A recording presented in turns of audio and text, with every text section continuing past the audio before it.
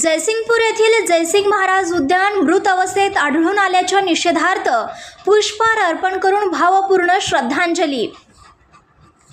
जयसिंगपुरातील क्रांती चौक येथे स्वराज्य क्रांती जन आंदोलनाच्या वतीने गेले आठवडाभर ठिय्या आंदोलन सुरू करण्यात आले आहे। जयसिंग महाराज उद्यानातील झाडे तोडू नये तसेच शहरातील नागरिकांच्या सोयीसाठी 71 लाख रुपये खर्च करून जयसिंग महाराज उद्यान विकसित केलं आहे।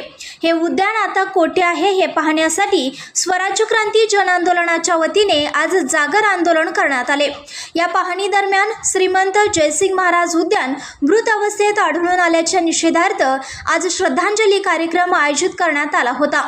यावेळी उद्यानातील सर्व वस्तू भंगार झालेल्या व मोडखळीस आलेल्या वस्तूंना पुष्पहार अर्पण करून भावपूर्ण श्रद्धांजली वाहण्यात आली। यावेळी काही काळ आंदोलक आक्रमक झाले व नगर परिषद प्रशासनाने लवकरात लवकर दखल घेतली नाही तर प्रशासनाच्या विरोधात तिरडी मोर्चा काढण्यात येईल असा इशारा देण्यात आला। यावेळी उपस्थित आदमबाई मुजावर, मुबीन मुल्ला, कैलास काळे, गजानन पवार, संजीव बन्ने, सचिन राठोड तसेच जयसिंगपूर पोलीस ठाण्याचे कर्मचारी उपस्थित होते। जयसिंगपूर शहरातील मुख्य असलेले हे जयसिंग महाराज उद्यान आहे।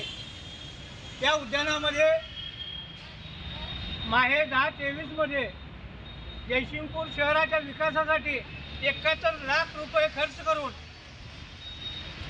हा ओपन जिम, पाळणा, झोपाळा अशा वेगवेगळे हे बसण्याचं ठिकाण म्हणून हे कचरा केलेला आहे। असं 71 लाख रुपये खर्च केलेले आहेत। आज बगीचेमध्ये बसायसाठी आम्ही आला असता हे सगळं मृत अवस्थेत म्हणजे मेलेल्या अवस्थेत दिसत आहे।